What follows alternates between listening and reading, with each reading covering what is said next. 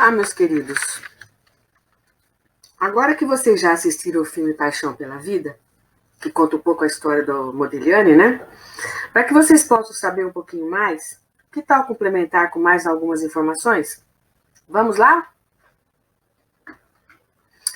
Amedeo Modigliani nasceu em 1884 e morreu em 1920, né? E foi um pintor e escultor italiano famoso por seus retratos, com rostos alongados, que fizeram dele uma das grandes personalidades da pintura do século XX. Seu nome completo, Amedeo Clemente Modigliani, nasceu em Livorno, na Itália, no dia 12 de julho de 1884, e foi o quarto filho de uma família judia de pequenos comerciantes de tecidos.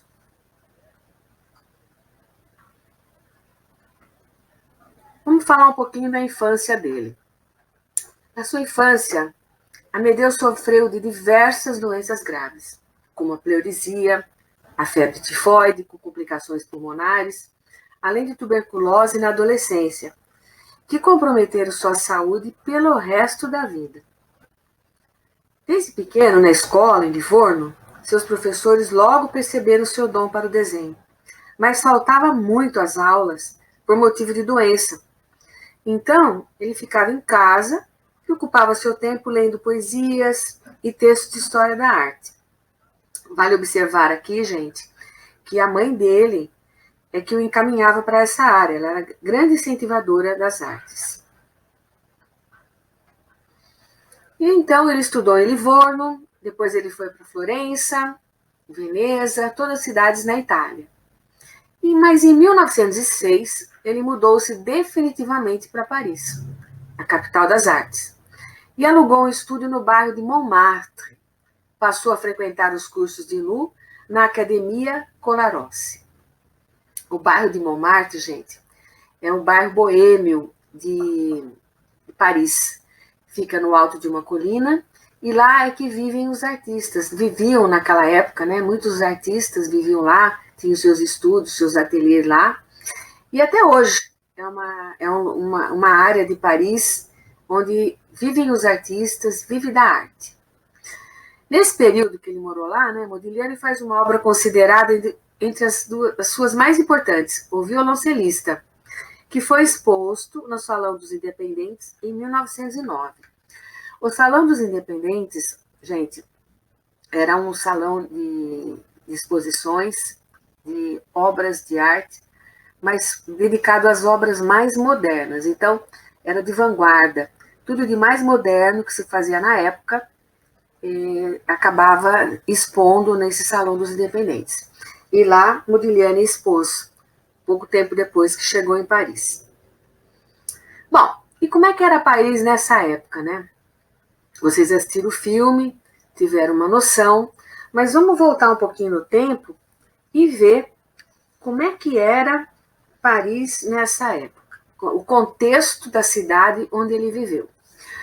Muito bem, esse período, né, que ele viveu em Paris, recebe um nome, um período na história chamado Belle Époque.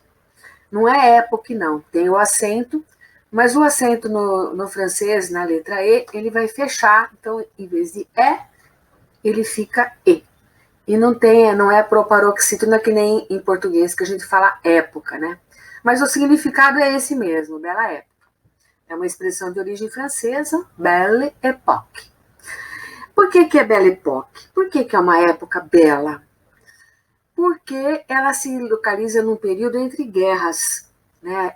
Foi o final da guerra da França contra a França e Prússia, e ela essa Belle Époque dura até o início da Primeira Guerra Mundial. Então foi um período tranquilo, um período de paz, um período alegre, tá? Foi marcado pela paz.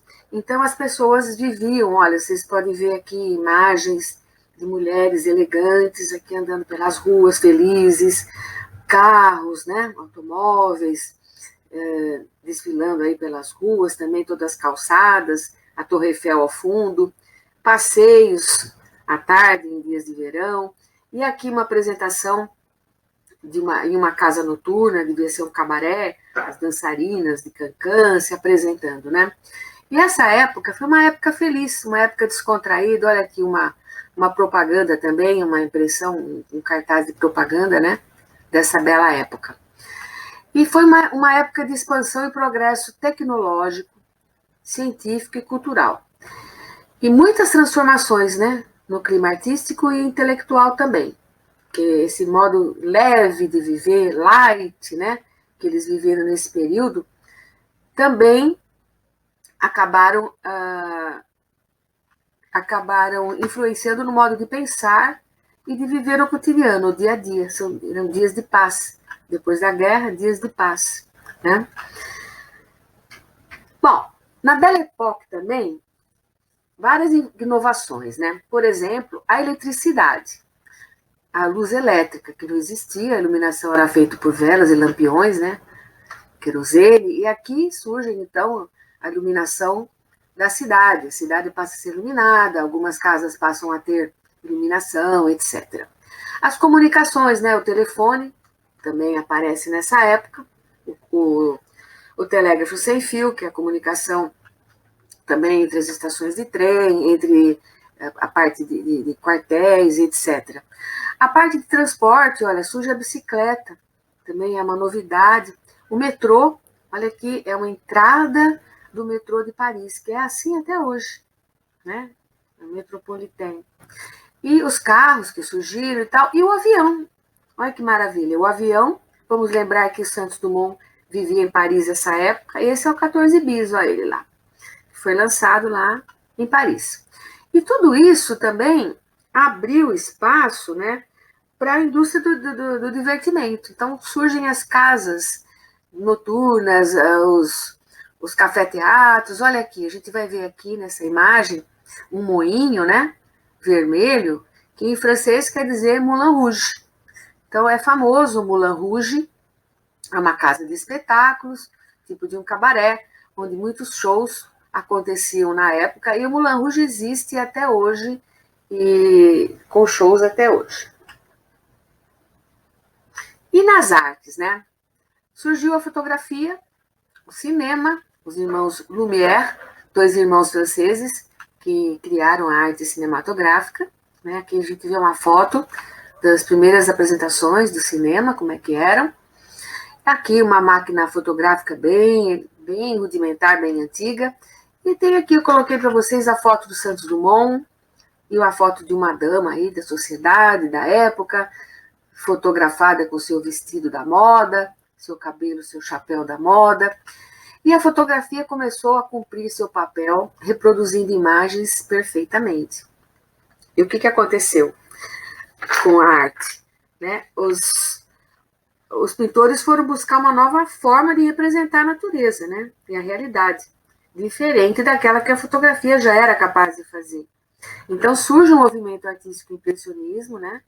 Que os artistas vão captar a luz do momento, eles vão pintar com pinceladas curtas e rápidas, sempre tentando captar a luz, o movimento, como vocês podem ver aqui, impressões do sol nascente, né? E aqui um outro quadro de Monet também, é essa dama no gramado aqui, que a gente pode ver perfeitamente o vento balançando a saia, movimentando as nuvens. É isso que o impressionismo faz, ele capta a luz, capta o movimento do momento. E surge também nessa época uma outra alternativa que não copiar a realidade, a arte nova, que é Art Nouveau, né? Em francês, Art Nouveau, em português, arte nova, que é uma arte puramente decorativa, né? Onde aparece a presença de muitos elementos da natureza, flores, borboletas, uma arte muito bonita, foi muito usada em vitrais, em espelhos, e na arquitetura também, ó, o Art Nouveau aparece aí na decoração de uma entrada, de um prédio. Tá? São as novidades em termos de arte. Então, Paris é efervescente, né, nessa época, cheia de arte, de cultura, de balés, de óperas, livrarias, teatros, boulevards, que são as galerias de lojas e alta costura e tudo mais. Aqui a gente pode ver uma foto, olha, um casal que está... É uma foto? Não, é uma pintura, né? Na verdade, é um casal que está aqui numa mesa, comendo, bebendo, curtindo a noite, assistindo um espetáculo aqui nesse palco ao ar livre, né? A gente está vendo aqui a vegetação. Então, eram as coisas que aconteciam em Paris na época. Os cafés fechados também, essa fachada toda em Art Nouveau, esse tipo de decoração na arquitetura, as mulheres aqui desfilando modas, ditando moda para o mundo inteiro, aqui um espetáculo de dança numa casa, num cabaré com certeza, e aqui também os cafés e as diversões ao ar livre. Portanto, Paris era o centro, era a cidade-luz, é considerado centro produtor e exportador da cultura mundial. Então, foi aí que Modigliani viveu, né? Sua juventude e a sua idade adulta, curtindo todas essas coisas boas que a cidade oferecia. Então, vamos voltar a ele, né? Então, como muitos pintores e artistas do seu tempo, Modigliani viveu a experiência de extrema pobreza. Dependia da venda de suas obras para viver. Às vezes, ele realizava um desenho por troca de comida em um restaurante qualquer de Paris. A gente observou no filme ele desenhando dentro de um restaurante. Então, às vezes, ele frequentava o dono do restaurante em troca do alimento dele, de comer de graça. Ele ficava ali desenhando um ou outro cliente para agradar, né, presenteando com as suas obras, e aí ele ganhava a refeição. Ele tinha um temperamento desregrado, ele era totalmente rebelde, tendendo à autodestruição por sua vida boêmia e pelo uso de álcool e drogas.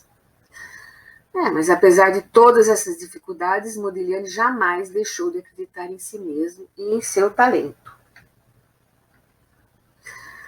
Prosseguindo, em 1917 ele já era um homem maduro, quando ele conhece a Jeanne Hébuterne, uma linda jovem católica de 18 anos. Apaixonaram-se e ela foi sua esposa e modelo até o fim da sua vida. Ela era de uma família tradicional católica, muito rigorosa, e ele judeu. Naquela época, existia um preconceito religioso muito, muito forte. Era muito pesado. Então, a família dela jamais aceitou o relacionamento deles, né? Foi muito resistente em aceitar esse relacionamento. Principalmente por causa da religião. Porque apesar de ele ser todo maluquinho, boêmio e tudo mais, ele era uma boa pessoa. Mas eles não aceitavam, principalmente por isso. Bom, o que ele fez? Ele retratou a Jeanne em inúmeras obras. Selecionei 4 aqui para a gente observar que ele capta a expressão dela, né? Se a gente olhar a foto dela, que a gente estava vendo anteriormente, ela não é exatamente igual, né? Não é, porque igual eles já consideravam que a fotografia fazia. Então ele queria captar a expressão, o sentimento, e quando ele fala, quando conhecer sua alma, pintarei seus olhos, o que ele quis dizer? Na realidade, ele quis conquistar a Jeanne, por isso que ele falou isso para ela, né? E conquistou, realmente, né? Ele usou essa expressão para ela, não queria dizer que se ele pintasse um amigo, ele ia querer conhecer a alma. Não, ele estava mais interessado nela. E se vocês observarem, aqui os olhos estão normais, aqui já não. Aqui sim, aqui não. E todas são ela. O que a gente pode ver em comum nesses 4 retratos? Né? A gente pode ver que eles são verticais, né? As figuras são magras, a gente chama isso de longilíneas, né? Longilíneas, figuras longas, uma linha longa, vertical, e a gente observa o pescoço longo nas 4, os ombros caídos, não é um ombro erguido, é um ombro caído, o rosto levemente inclinado, a gente observa o rosto oval, fino, o nariz bem alongado, né? As sobrancelhas finas, a boca geralmente é pequena, enfim, ele mantém essas características. E se vocês observarem, aqui são cores meio neutras, né? São mais pro quentes, puxando para o marrom, né? A maioria, as tonalidades bege, não são cores esfuziantes, mas é uma pintura de cores marcantes, né? E se observarmos o fundo, vamos ver que também não tem figuras, são fundos abstratos. Você pode supor que aqui seja um encosto de um sofá, ou aqui uma porta, mas fica na imaginação de cada um, certo? Ele fez inúmeras obras usando a Jane como modelo, mas elas não são iguais todas não. Vamos seguir, ver mais um pouquinho. Esse artista italiano era considerado completo, né? Na verdade, ele nunca seguiu um estilo determinado. Entre esculturas e pinturas, sua característica maior é a exposição da alma humana. Ele tinha um estilo próprio. Nas principais obras, retratou mulheres em imagens longilíneas, onde os pescoços eram compridos e os rostos ovais. Entretanto, sua principal marca para a humanidade foram os olhos de Modigliani, na maioria das vezes pintado como olhares vazios ou apenas borrões. Mais algumas obras. Aqui a gente está vendo que é a Jane de novo, né? Mas as outras não são. Então, se observarmos os olhos, ó, aqui não tem praticamente, aqui muito pouco, aqui já tem, e aqui já tem a pupila, mas também são olhares distantes, vazios, né? Sem muita expressão no olhar. Os fundos abstratos, aqui sugere uma porta, mas olha, ombros caídos, verticalidade, pescoços longos, rostos finos, sobrancelhas finas, enfim. Será que todas as mulheres eram assim? Não, claro que não. Só tinha mulheres assim, magras? Será que elas eram todas pescoçudas? Não. Isso é a marca do Modigliani. É a característica da sua pintura. Ele representava assim. E isso faz com que a obra dele seja inconfundível. A gente vê uma obra, você já sabe que é do Modigliani, porque ele segue sempre essas características.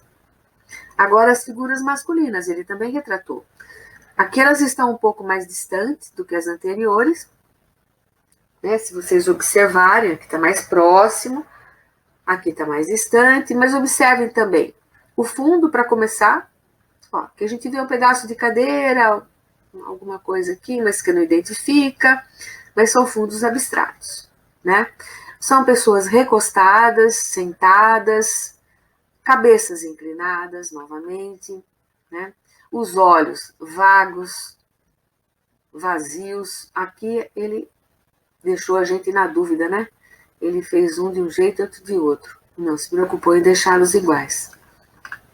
Será que todos os homens eram assim, magrinhos, rosto fino, essa cara? Não, mas assim era o modo dele representar, certo?